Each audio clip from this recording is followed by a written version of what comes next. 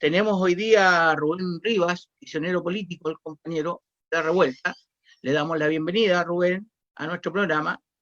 Tenemos también a Yuri, nuestro acompañante, nuestro compañero que hace certeros análisis sobre la política nacional. Por lo tanto, partimos con este programa. Esta semana nos sorprendió una noticia de un intento de homicidio frustrado, quizás podemos llamarlo así, cuando un joven manifestante fue lanzado a las aguas del río Mapocho por el Paco de Fuerzas Especiales Sebastián Zamora. Esto no solo es un acto criminal, sino también se ha complementado con la negación de auxilio, puesto que los pagos gaseaban a los enfermeros, a las personas que le iban a dar auxilio al compañero que lanzaron al río. Y por otro lado, también tenemos claro que los mandos institucionales, los generales, desde un principio negaron el hecho frente a los medios de comunicación y evadieron cualquier responsabilidad ante este hecho. Esto es muy grave para la institución de Carabineros de Chile. Por lo tanto, yo quiero partir por ese punto sobre la validez que tiene mantener una institución criminal de esas características, la opinión que ustedes tienen como panelistas, porque en realidad aquí hay una alianza criminal entre Piñera y Rosas de mantener al general Mario Rosas. Esa es la tosudez de Piñera, y durante la gestión de Mario Rosas, el general, se han cometido un montón de actos criminales en contra de distintos compañeros y compañeras, desde el punto de vista de la tortura, tratos crueles, homicidios, asesinatos, y también compañeros y compañeras que quedaron ciegos. Y esto ha sucedido justamente durante el mando del general Rosas, que todavía Piñera lo sigue manteniendo en el poder. Todo esto nos hace pensar que en realidad se hace carne lo que dijo Piñera, que su gobierno está en guerra contra el pueblo chileno. Y eso lo está demostrando día a día, no solo con las medidas económicas, sino que también con las medidas criminales que se han tomado. Y como dato, les podemos decir que este último año se han cursado 2.500 querellas y causas judiciales por los derechos humanos producto del accionar de los pacos. De los 2.500 casos, solo se han formalizado 25 casos, y en un solo caso ha habido una condena. ¿Qué pasa? ¿Quién está obstaculizando la justicia? ¿Ya no hay justicia en este país? ¿Los criminales, los pacos, tienen licencia para matar a nuestro pueblo? ¿Qué pasa con los jueces? ¿Qué pasa con el poder judicial? ¿Cómo romper el círculo de impunidad de estos actos criminales? Queridos compañeros, les dejo a ustedes la palabra para que podamos responder esas interrogantes. ¿Te parece, querido compañero Yuri, partir tú? Perfecto, muchas gracias por la invitación a Haroldo, un saludo a todos y a todas, en particular a Rubén, que está con nosotros aquí en calidad de preso político y actualmente detenido con arrestos domiciliarios desde su casa. Así que Rubén nos va a poder contar muy bien lo mismo que vamos a analizar en este minuto. O sea, tenemos un problema grave, gravísimo, y que da cuenta de la profundidad de la crisis. Entender que en el contexto en que se dio este acto criminal en contra de este muchacho de 16 años, yo en lo particular me recordé de mi hijo, y no sé cuál sería mi reacción si eso lo hicieran a mi hijo y lo tiraran del puente, ¿no? No creo que sería una cuestión muy institucional, muy formal. No creo que esta es una cuestión que ha excedido todos los límites. Y fue en el contexto en que, precisamente del 5 de octubre, donde los presos políticos convocaron a los familiares y las coordinadoras de presos políticos convocaron a una gran manifestación a nivel nacional, y en ese contexto se dan estos graves hechos. El tema es grave, es un hecho internacional que ratifica la violación sistemática y reiterada de los derechos humanos acá en Chile, y que efectivamente hay un montón de querellas que se han interpuesto en contra de Piñera y del intendente Santiago, incluso acá el intendente de Valparaíso, y esas querellas no han dado ningún resultado. Lo mismo ha pasado con las querellas que están interpuestas en la Corte Penal Internacional, donde el fiscal esperamos que luego inicie la investigación penal en contra de Piñera. El tema de los carabineros es grave. Se da una situación aquí que es ya intolerable e irresistible. No es posible seguir manteniendo este gobierno. Nosotros hemos dicho como asamblea hace ya bastante rato de que la salida a la crisis nuestra pasa por, en primer lugar, porque renuncie el presidente de la República, que se convoquen a elecciones generales y se convoque ahí mismo a una asamblea constituyente. Porque esta situación es sistémica. ¿Por qué digo esto?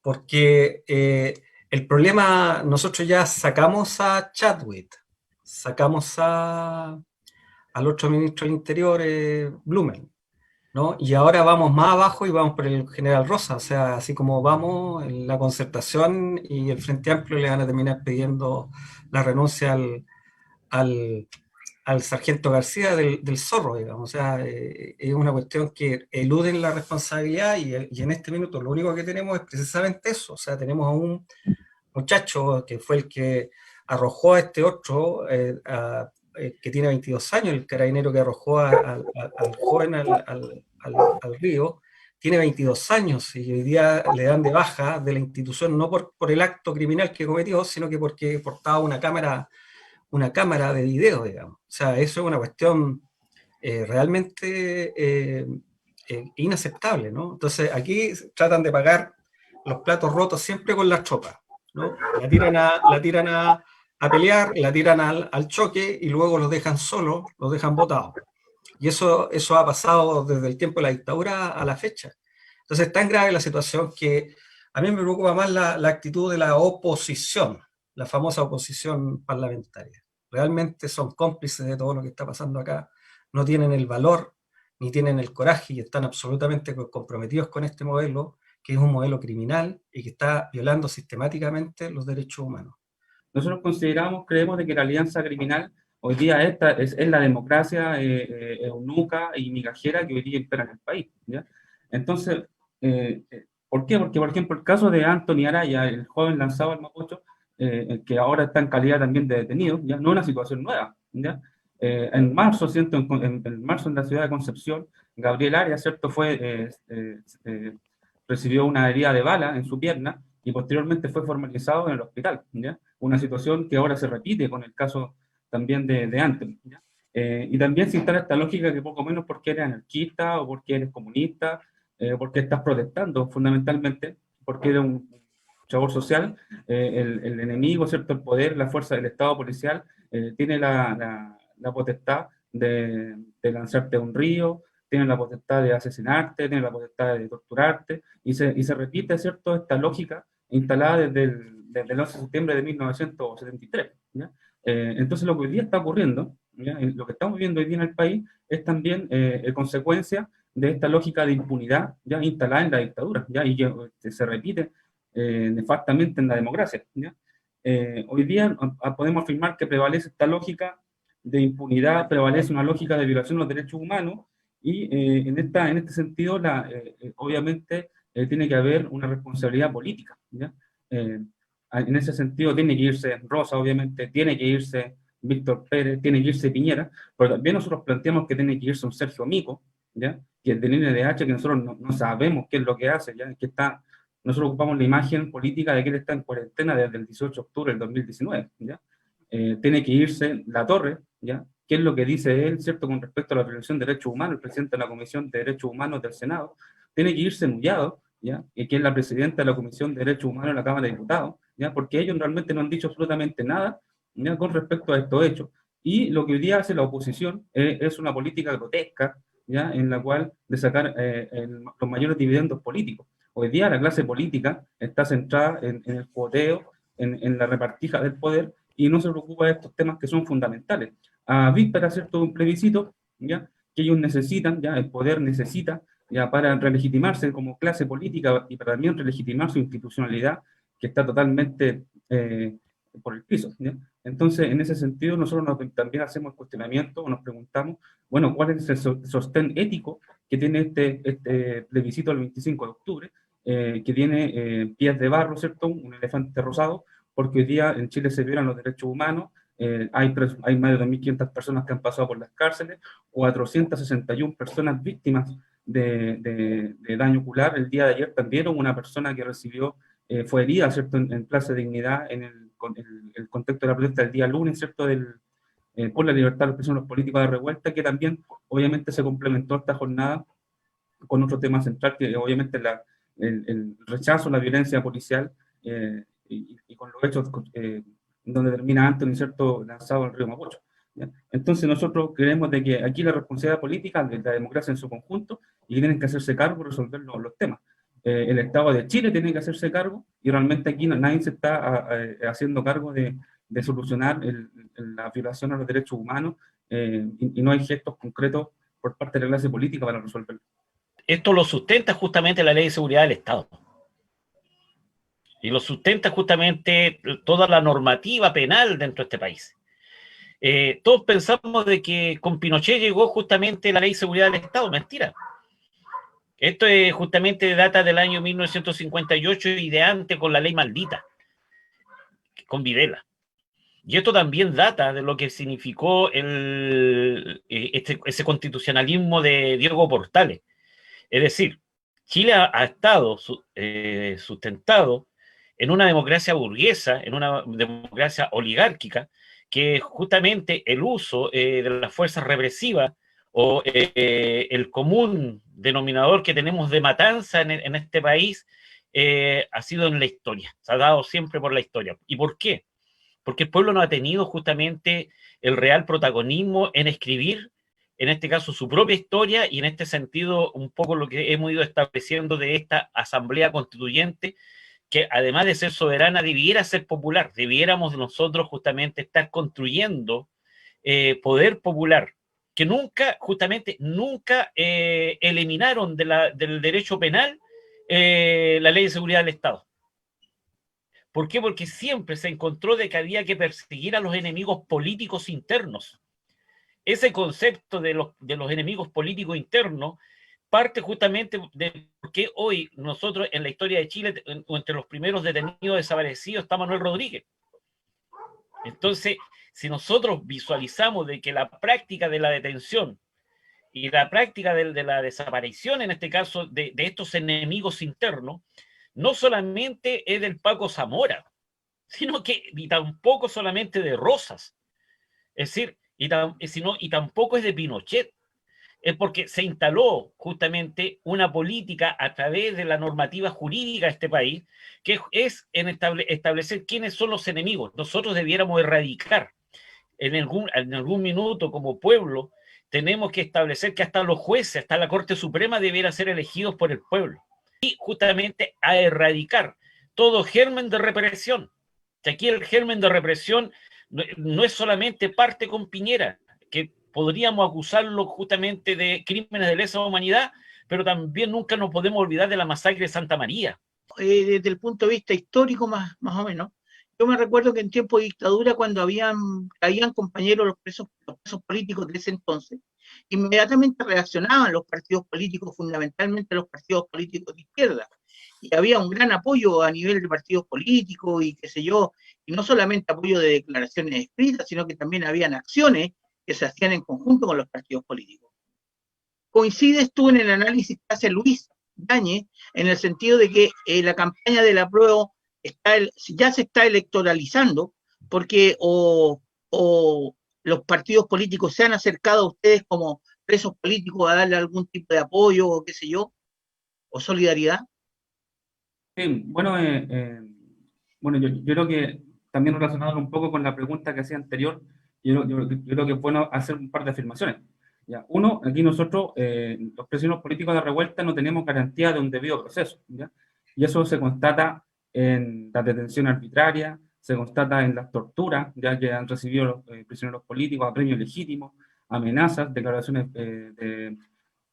firmadas bajo presión. Está el tema de las calificaciones jurídicas desproporcionadas por la cual la Fiscalía imputa, la aplicación de la ley de contexto que muy bien planteaba el compañero del SUTE, que era que como lo es la ley de seguridad interior del Estado, bajo la cual yo también estoy procesado. Nosotros estamos procesados por el artículo 6 de esa ley, bajo las letras A y C, ¿ya? Arriesgando una pena, ¿cierto?, de 10 años y un día por la supuesta participación nuestra en una barricada, ¿ya? Entonces, y ahí hay un tema también de fondo en el cual un hecho, ¿cierto?, que antes de la aplicación de la ley antibarricada era considerado una falta, se transforma en delito y ese delito se transforma después en un hecho que atenta contra la seguridad del Estado, es algo jurídicamente aberrante, ¿ya? Entonces, y también es importante señalar las aberraciones que se han cometido en determinadas cortes, fundamentalmente en las cortes de apelaciones, que han tenido un rol nefasto en el sentido de denegar constantemente el cambio de las medidas cautelares de prisión preventiva a arresto domiciliario, ¿ya? Y también hay que señalar que en los juicios que se han hecho, ¿ya? Donde hay carencia de pruebas científicas, fehacientes y contundentes que comprueben la participación de los imputados en los hechos que se investigan, con declaraciones contradictorias de las mismas policías, aún así los tribunales hacen lo que al final el gobierno solicita, porque el gobierno está presente como querellante en todas las causas. Entonces, en ese escenario nosotros afirmamos que no tenemos garantía de un debido proceso. Una segunda afirmación, que también nosotros hemos desarrollado desde hace bastantes meses, es el Estado de Derecho quebrantado, ¿ya? Es decir, que acá nosotros no existe un trato igualitario entre la ley, ¿ya? Por ejemplo, el Ponce Lerú, ¿cierto?, le rebajaron la plata que tenía que pagar por la corrupción, ¿cierto?, que como financista de la corrupción en Chile, ¿ya?, de la clase política, y mientras que los presos políticos, ¿cierto?, llevan meses en la cárcel bajo el encierro, ¿cierto?, y también muchos compañeros continúan privados de libertad en un contexto de pandemia, sin recibir visitas, etcétera. Entonces, y además de eso, está el tema de la independencia de los poderes del Estado, ¿ya? O sea, aquí cuando el gobierno interviene, ¿cierto?, en los procesos judiciales, aplica querella, hace llamados telefónicos, hace reuniones, presiona a los jueces, presiona a los fiscales, aquí no estamos hablando de independencia de los poderes del Estado. Entonces aquí estamos hablando de un Estado de Derecho totalmente quebrantado, ¿ya? En donde el Estado de Chile lo ha hecho, ¿no? El Estado de Chile, el gobierno, ¿cierto?, Piñera, ¿cierto?, y la clase política dice que el Estado de Derecho fue quebrantado por las manifestaciones, y no, pues fue quebrantado por ellos mismos, ¿ya? Entonces, en ese sentido, nosotros sí hemos tenido contacto, hemos establecido relaciones con algunos sectores de la clase política, y de hecho, en el mes de mayo se aprobó un proyecto de resolución para que se cambiase la prisión preventiva por arresto domiciliario a los compañeros y compañeras privados de libertad en el contexto del estallido social, ¿ya? Ahora bien, ese proyecto de resolución fue simplemente un saludo a la bandera, porque después no hubo ninguna gesto, ¿cierto?, para que se tramitase y se aprobara una ley, ¿ya? Aquí el tema de fondo se tiene que resolver, en el caso de los prisioneros políticos, la revuelta, con una ley, ¿cierto? Una ley la cual determine, ¿cierto?, el desprocesamiento, ya sea perdón del delito o perdón de la pena, ¿ya? Que indulto o amnistía, ¿ya? Y eso se resuelve de esta forma, a través de una ley, ¿ya?, para tener una solución colectiva, ¿no? Y ahora bien, la clase política simplemente al parecer parte de este acuerdo por la paz, ¿cierto?, es la criminalización del movimiento social y que se configura una nueva realidad de prisión política en Chile, porque no ha habido ningún gesto concreto para solucionar esta problemática, ¿ya? Hemos visto solamente salud a la bandera, ¿ya?, pero a nosotros no nos sirve no salud a la bandera, ¿ya? Ahí tiene que haber un gesto, una voluntad política, y esa voluntad política nosotros no sabemos, realmente no existe esa voluntad política para resolver este tema. Y se ocupa muchas más, en los casos que hemos visto, cuando los políticos hablan, la clase política habla del tema de la prisión política de revuelta, fundamentalmente los sectores de oposición, nosotros lo vemos que lo ocupan más como por un tema electoral, por un tema de buscar más votos, están más centrados en eso que en resolver estos temas que son de fondo. Estamos conversando sobre el papel de las fuerzas policiales en el caso del compañero lanzado al río Mapocho. Pasa esto, hoy día la clase política está hablando de reformar la institución de Carabineros de Chile. ¿Coincides tú, Michael? Porque también está el planteamiento de la disolución de la institución y crear una fuerza policial de características democráticas y populares. ¿Pasa eso por la Constitución hoy día? ¿Está tomado en cuenta por los nuevos actores que quieren cambiar la Constitución? Sí, mira, el tema del planteamiento de la reforma, yo creo que principalmente los que lo han planteado, que son los sectores de la oposición, abro y cierro comillas, del Parlamento, que son los mismos que gobernaron con la misma policía, son los mismos que implementaron la ley antiterrorista, que implementaron y encarcelaron gente por movilizarse. Entonces, en realidad es un show para la prensa, es un show mediático para el momento, y de verdad que no lo veo más relevante que eso. yo creo que es importante, sí, que nosotros consideremos el tema de las fuerzas armadas en general, no solamente de orden y seguridad, no solamente los pacos, sino que todo lo que tiene que ver con las fuerzas armadas, que es una discusión profunda, de fondo, que no se va a resolver en esta Constitución, porque en el fondo es una reforma a la Constitución lo que va a ocurrir ahora en el próximo año, y en una reforma no se van a cambiar los conceptos ideológicos con los que fueron creadas estas instituciones. Entonces, por lo tanto, podrán cambiarle alguna forma, ¿cierto? Podrán hacerlo como lo hicieron con la PDI en algún momento, que le metieron otro tipo de funcionarios al interior, exigieron otros estándares, pero no dejan de ser fuerzas de represión y que están a disposición del bloque dominante, pues, del bloque en el poder. Entonces, el reformular instituciones de estas características tiene que ver con también el cambio de correlación de fuerza en el poder, pues, y hoy día la correlación de fuerza en el poder es adversa a los sectores populares, y estas instituciones cumplen un rol súper claro. Entonces, si se hacen reformas, dale, o sea, que se discuta. Las reformas que salgan, lo más probable es que no van a cambiar absolutamente en nada la génesis y la formación ideológica que está detrás de estas instituciones. Entonces, creo que hay un debate abierto súper importante. Yo aprovecho a mencionar desde la educación también, por ejemplo, el Paco Zamora, que es este cabro que empuja al Anthony desde el puente, es de acá de Valpo, y es vecino mío, o sea, no es vecino cercano, pero vive en el mismo cerro, y su familia es de acá del cerro, y es de un sector popular, y los Pacos lo dejaron solo, lo tiraron al choque.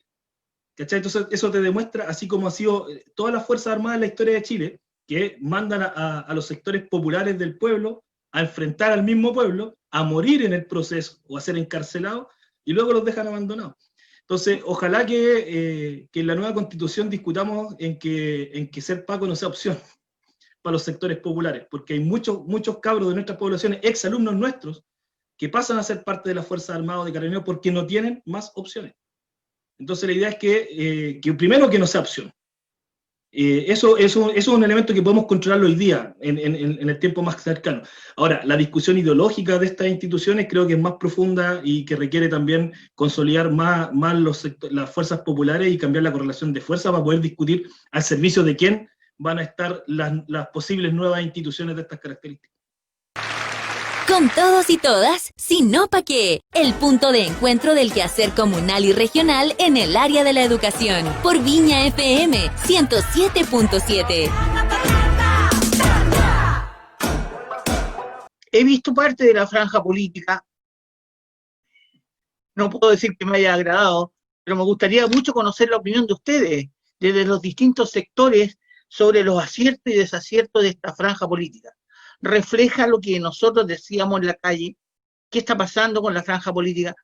Antiguamente, me parece que yo soy el más viejo de aquí, me recuerdo de las propagandas políticas donde el Che formaba parte de los afiches de las propagandas, la figura de Allende, la figura del Che, la figura de un montón de revolucionarios. Hoy día parece que en las propagandas políticas el Che está medio prohibido a lo mejor la figura de Miguel, está prohibida la figura de Salvador, ¿ya? Y algunos partidos de izquierda, podríamos decir entre comillas, están planteando cierta propaganda media blanca, como que media difusa la cosa, ¿ya? Pero la franja política, al parecer, no sé si está, ¿cómo lo ven ustedes? Yo desde mi punto de vista veo que no está reflejando las aspiraciones que tuvimos nosotros desde que salimos el 18 de octubre. Creo que ahí está el debe. ¿Cómo lo ves tú, Luis, la franja política? Mira, ¿cómo la vemos nosotros? Va a ser imposible que salga la figura del Che, la figura de Allende, o la figura, o todas las figuras en este caso de nuestra izquierda, o como la de Miguel. Porque ellos tenían justamente en su retina un Chile que no es el que se ha construido a mano de esta pseudo izquierda inserta también en el Parlamento, en donde tú tienes un partido socialista que es amante de la AFP, si total el 36% de sus acciones están en las AFP, en donde la gran mayoría de los partidos tienen acciones en algunas de las empresas.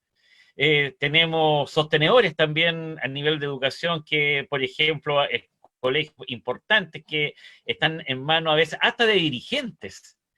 Entonces, de repente nosotros decir, ¿qué esperamos de la propaganda? Nada. La propaganda se reduce solamente a ir a votar. ninguna propaganda está establecida que vamos a eliminar o vamos a terminar con los 11 pilares de la dictadura. Ninguna propaganda dice, por lo menos, de que libertad a los presos políticos por luchar. Ninguna propaganda establece justamente a terminar con este estado de represión. Pero utilizan a víctimas de la represión, pero no establecen el fin justamente de lo que sustenta la represión. Entonces, nosotros lo que hemos visto justamente es lo que hemos dicho, aquí se ha electoralizado, aquí vemos, porque lamentablemente esa izquierda que está en el Parlamento, o está en la CUT, o está en otros lugares, no tiene justamente un imaginario de qué tipo de Estado vamos a construir y a partir de qué principios políticos lo vamos a construir. Porque, tal como tú dices, da miedo pensar justamente o decir que vamos a construir socialismo. Y que es mejor seguir humanizando el capitalismo. Nosotros leíamos acá en Recoleta un rayado de la BRP, decía humanizar el capital. Es eso la propaganda. Mantener justamente el capital, ir estableciendo justamente con un lenguaje a veces hasta de calle, hasta de pueblo, pero en el fondo ellos no están por cambiar nada. Por eso se quedan solamente que van a citar al general Rosa para ver si se le va a llevar a cabo justamente alguna anticonstitución. No, si entendamos una cosa, ellos no van a pedir nada. Ellos simplemente podrán cambiar algún mono como Chadwick, o podrán cambiar otro mono más que haya estado en la moneda, pero es eso, cambiar monos. Si cambiamos de Mañalich a París, ¿igual ha sido la diferencia? Ninguna. El sistema sigue tal como está. Algunos nos quieren contentar, que está bien, sirvió bastante el tema del 10% en la clase trabajadora, pero también tenemos que analizar que eso significa que la crisis la estamos pagando los trabajadores, no la está pagando, y hoy la vergüenza más grande en el sentido de que le están pidiendo a más de 400.000 chilenos que devuelvan los 500.000 pesos, estableciendo de que son chilenos que de una u otra manera requieren, justamente porque en Chile no hay un sueldo digno. Entonces, hoy, en definitiva, esta propaganda no refleja los 30 pesos o no refleja lo que significó el 18 de octubre. Refleja solamente el acuerdo por la paz. No refleja y no hay un respeto justamente a las víctimas de la represión del 18 y de antes, porque no olvidemos que hay en este caso hay una decena en este caso y más de compañeros mapuche, hermanos mapuche asesinados en esta pseudo democracia. Es decir, lo que hizo la dictadura lo siguieron haciendo, y con la complacencia, en este caso con el involucramiento, en este caso, hasta de algunos sectores, como por ejemplo la Central Unitaria de Trabajadores, porque no es la central única. Es decir, hasta los nombres da susto decir, es decir, no levantamos el concepto de único los trabajadores porque somos unitarios, no, si el concepto unitario lo instaló justamente la Alianza Democrática. Nosotros debiéramos justamente volver a tener centrales clasistas, entender de que aquí se requiere el pensamiento de Clotario, aquí se requiere justamente levantar el pensamiento, porque el pensamiento del Che o el pensamiento de Miguel está justamente más vivo que nunca. Nosotros tenemos la evaluación que sacamos de la franja y todo este show. Bueno, uno, que lo gravitante es la revuelta, el estallido social, ¿cierto? Eso es lo que marca la pauta en todo el escenario, ¿ya? Eso es lo gravitante, la manifestación, ¿cierto? La protesta popular, eso es lo que es gravitante. Con respecto a la franja del rechazo, es recalcitrante, ¿ya? No hay mucho ahí que opinar, totalmente recalcitrante, repugna, ¿ya? Y también repugna lo del apruebo, ¿ya? O sea, es una franja grotesca, ¿ya? Con poco discurso, un discurso vacío, ¿ya? No dice absolutamente nada, ¿ya? Y además hay un uso grotesco, ¿cierto?, de la estética popular, ¿ya? Como bien planteaba el compañero anteriormente, se usa la imagen de las víctimas, en el caso de Gustavo Gatica, ¿cierto? Que está, obviamente cada uno está en su libertad de hacer lo que desea, ¿ya? Pero en el tema de fondo no hay ninguna, paralelamente no se desarrolla nada para dar solución al cese de la violación de derechos humanos en Chile, ¿ya? Entonces, en ese plano, nosotros creemos que lo gravitante es el estallido social en la franja, el rechazo recalcitrante, y encontramos grotesco, ¿cierto?, la franja por el apruebo. Y para finalizar, es decir que esta campaña, esta franja, realmente no representan en nada, yo creo, que la esperanza y los sueños de millones de personas. La esperanza y los sueños no pueden sintetizarse en aquella franja que es totalmente eunuca, igual que esta democracia migajera. Estoy bastante de acuerdo con Rubén, no nos está representando mucho en realidad, ni está representando las luchas que se dieron en la calle. Yo creo que estamos lejos todavía de conseguir un sueño para Chile, de un Chile que queremos todos, más justo y más solidario. Creo que estamos estancados de alguna manera, la pandemia ha cooperado mucho, ha sido el mejor aliado de este gobierno, y creo que no nos podemos dar el lujo de desperdiciar esta oportunidad. Yo creo que la calle igual está ahí, y algunos valientes están saliendo igual a la calle en algunos lugares, y la lucha mapuche continúa en pie, sin descanso. Y creo que en algún momento este país, tengo la esperanza de que tome una conciencia real de lo que significa vivir en un país realmente democrático. O sea, la democracia en Chile no se ha dado todavía. No se ha dado, y no hemos permitido que se dé tampoco, porque nos queda cómodo cierto tipo de cosas. Y eso es responsabilidad de todos los chilenos. No es la responsabilidad de una sola persona, no es la responsabilidad de un grupo político. Es la responsabilidad de todos los chilenos, de todos, sobre todo de los trabajadores de Chile. Creo que estamos lejos de conseguir algo digno, y que se va a hacer el enjuague en la nueva constitución, y nos vamos a sentir más desencantados que antes, y desgraciadamente tenemos que volver a la calle. Y en la calle está la respuesta, en el levantar de nuevo los movimientos con fuerza real. Siento que es lo único que podemos hacer. No estamos para juego ahora, ya han muerto muchas personas de una manera tan injusta y de una manera tan soberbia. Este gobierno sigue atropellando al pueblo con una armada que es enemiga nuestra. Y eso no puede ser, no puede seguir ocurriendo. Y lo que dice Rubén es real, o sea, los derechos humanos se atropellan todos los días en este país. Es el colmo, o sea, yo no puedo entender que lo que ocurrió con este tipo, que le perdonaron todos los millones, y a alguien que sale a la calle porque necesita pega, bueno, le pasan una multa horrenda y tiene que pagarla. O si no, sea preso. O sea, ¿hasta cuándo? Yo creo que ya hay que hacer algo que sea un poco... Yo sé que la cosa de las armas no constituye ahora, pero a veces siento de verdad que extraño profundamente un frente patriótico o un movimiento lautaro, de verdad que sí. Lo digo con pesar, porque no debería ser, pero eso es lo que pienso. Gracias. Compañero Michael, Yuri, Tomás, ¿será una derrota del movimiento popular el hecho de que nosotros nos apresuramos no nosotros, yo no me incluyo, pero que se hayan apresurado los partidos a aceptar la propuesta de Piñera de este plebiscito, y que también se hayan apresurado hoy día los partidos a iniciar una franja política que no nos representa? ¿O ustedes lo ven distinto? No, déjame. No, mira. Sí, a ustedes tres. Sí, perdona. No, Sí. mira, yo de verdad que con lo que tú dices, no, esto recordemos que este estallido social es contra ellos, es contra la clase política, y dentro de la clase política están los partidos de los parlamentarios, y está Piñera, ¿no? La Concertación y la gente exigió asamblea constituyente, ¿no? Y esta fue una salida, precisamente una salida política. Este es parte del juego político, es parte del juego de manos político, digamos, del muñequeo político, ¿no? Con el objeto precisamente, primero, para dividir, ¿no? Segundo, para generar confusión en la población, y tercero, como bien decía Rubén, para legitimar a la casta política, digamos, en su conjunto. Y es de ahí que siempre están con la excusa de no pedirle la renuncia a Piñera, porque dentro del Pacto por la Paz está, por omisión, está mantener a Piñera hasta el último día de su gobierno. Y eso es parte del gobierno, porque es parte del acuerdo, el acuerdo de la paz. La franja en sí es mala, es muy mala, ¿no?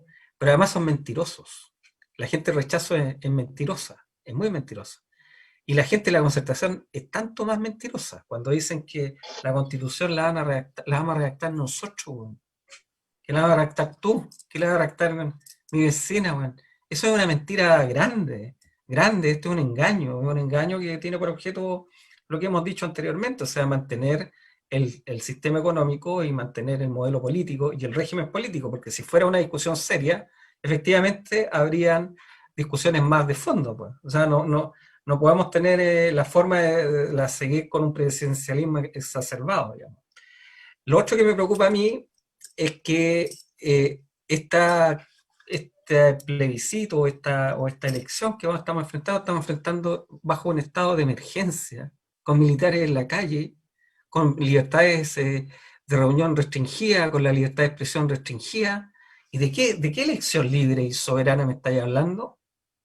Eso es parte del cuento, digamos. O sea, esta cuestión es se está repitiendo el mismo plebiscito del 80 con Pinochet, exactamente igual. Y hoy día Piñera lo pone como una gran salida. Y la casta política y los parlamentarios que están en el Parlamento son responsables de lo que está pasando aquí.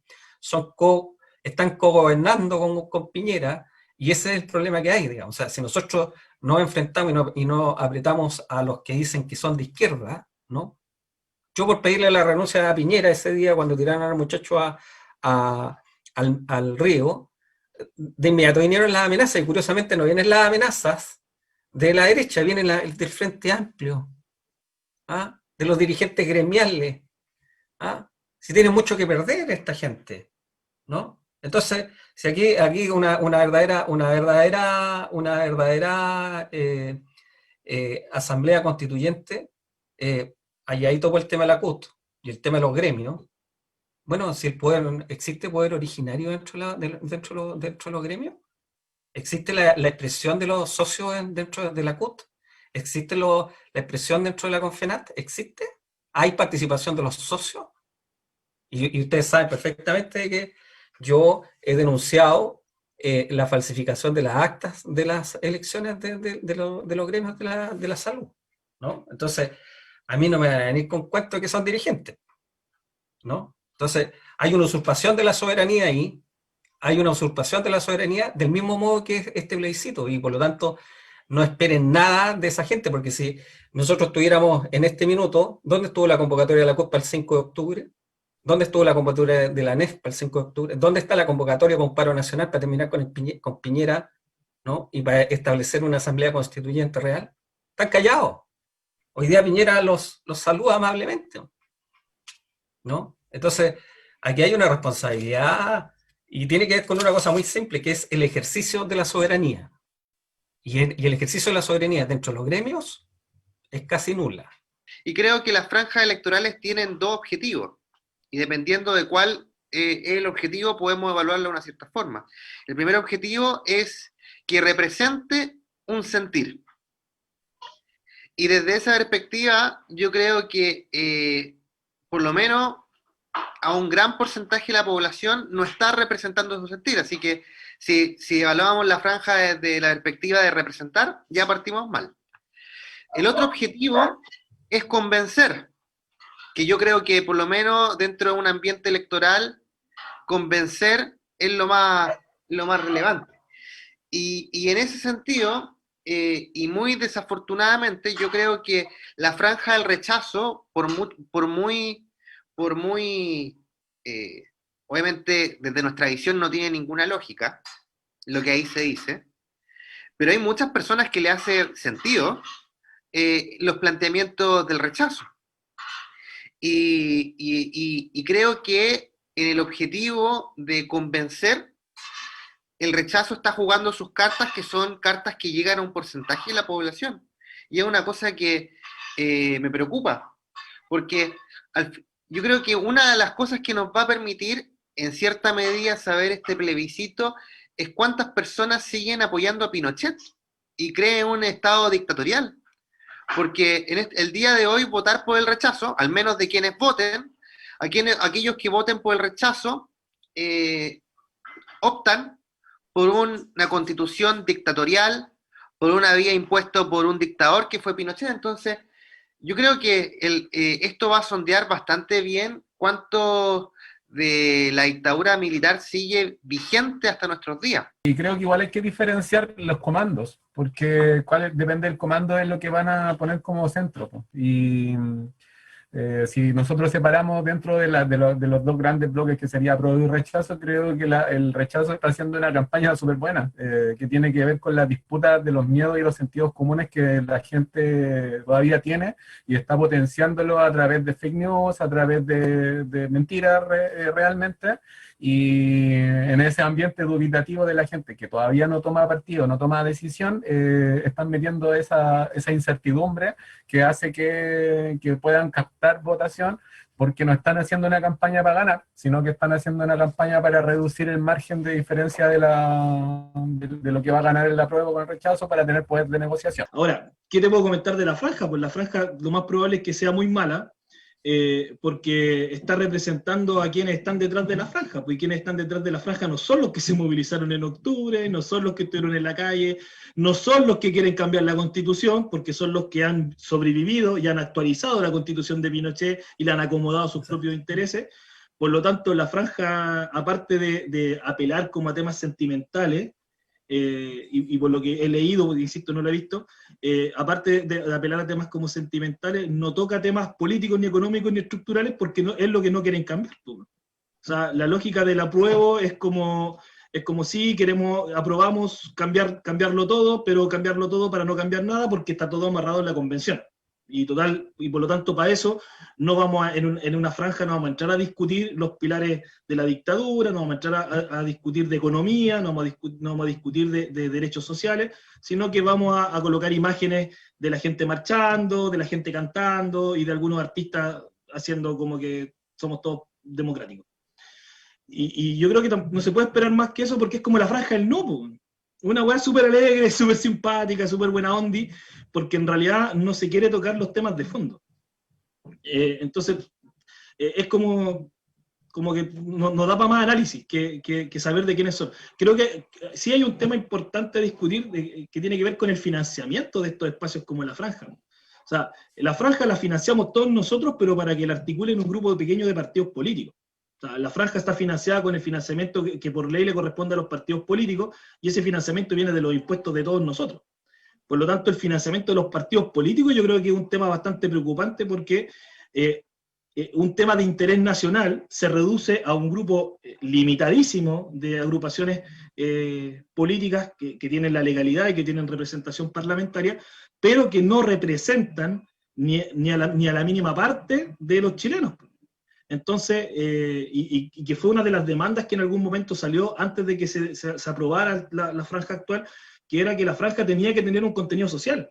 Con el mismo financiamiento público, tenía que tener los movimientos sociales, los que estuvieron en la calle, los que han estado movilizados, tener un espacio para poder plantear sus demandas, plantear sus reflexiones, y eso obviamente no ocurre porque la ley actual permite que solamente un grupo pequeño, una élite pequeña, que son los partidos políticos que reciben financiamiento público, lo puedan hacer, y por lo tanto escuchamos en el fondo un discurso hegemónico. Y por eso no es problema que tengáis a RN en la franja del apruebo y en la franja del rechazo, porque al final es un tema estructural, ¿cachai?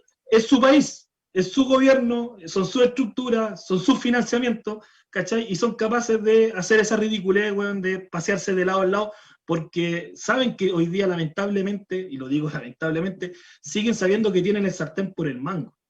Porque pudieron hacer esto, pudieron hacer una franja en donde no dicen nada, y en donde al final lo único que recogen son aguas para sus propios molinos, ¿cachai? Entonces, creo que lo que tenemos que cuestionarnos, y ahí voy a la parte de la discusión sindical, es que el movimiento sindical no es otra cosa que la reproducción del Chile neoliberal de 40 años. O sea, no le podemos pedir al movimiento sindical que tenga posiciones clasistas o revolucionarias cuando los trabajadores que están ahí son los mismos trabajadores que cuando les llega un bono o pelean por un bono, se lo van y se lo gastan en el mall o en una gifca, ¿cachai? Y eso no lo digo despreciando ese hecho, sino que lo planteo es que así nos han trabajado la cabeza durante 40 años.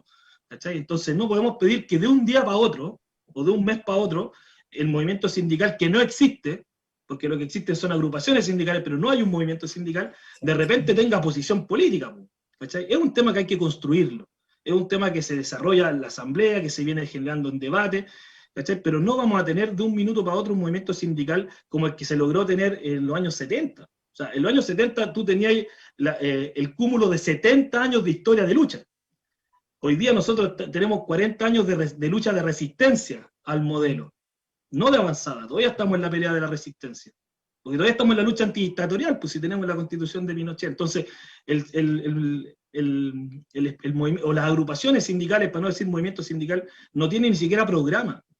O sea, yo creo que todos los que participamos en espacios sindicales, que estamos discutiendo hoy día respecto al tema constitucional y que venimos discutiendo desde antes del 18 de octubre, porque también hay que entenderlo que todo no parte el 18 de octubre, hay peleas que se vienen dando desde antes del 18 de octubre, te vas a encontrar con compañeros en los sindicatos, compañeros de trabajo, compañeros de clase, que tienen posiciones en la contra, que tienen posiciones del rechazo, para caricaturizarlo y hacerlo sencillo, ¿cachai? Y son compañeros de clase, y que son parte de la base sindical, y que participan, y que votan, y que toman posiciones, o que se restan de tomar posiciones. Y ahí, y con esto termino, es la parte más importante, que la mayoría de los trabajadores chilenos se ha restado permanentemente, históricamente, los últimos 40 años, de tomar posición. ¿Por qué? Porque el problema que tenemos hoy día es el tema del poder.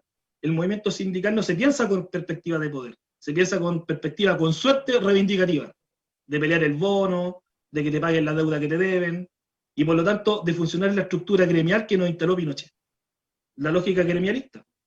Entonces, mientras nosotros no hagamos la pega de base de cambiar la lógica del movimiento sindical y transformarlo en un movimiento sindical fuerte, movilizado y con un programa de lucha, no le podemos pedir más hoy día al movimiento sindical que lo que está pasando. No le podemos pedir más porque hasta ahí da. Entonces, está en nuestra tarea transformarlo, porque no le vamos a pedir a los dirigentes de la CUT, a los dirigentes de las grandes organizaciones que están discutiendo puras tonterías en los medios de comunicación, que lo hagan, no se lo vamos a pedir a ellos. Es una tarea de nosotros y nosotras, los que estamos en el mundo sindical, tengamos o no tengamos cargo, de generar ese cambio de correlación de fuerza y perspectivar al movimiento sindical con una perspectiva de poder y con un programa de lucha, que es lo que yo creo que esperamos mucho.